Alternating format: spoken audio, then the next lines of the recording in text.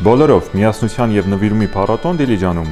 Մայիսի 25-ին ժամը 13:00-ից 18:00 Դիլիջանի համայնքային կենտրոնը կազմակերպում է բոլորով բարեգործական փառատոնը Թուֆենկյան հին Դիլիջան համալիրի տարածքում։ Փառատոնը միտված է համայնքի միասնությանը և կազմակերպվում է ի աջակցություն Դիլիջանում կառուցվող նոր եկեղեցու շինարարությանը։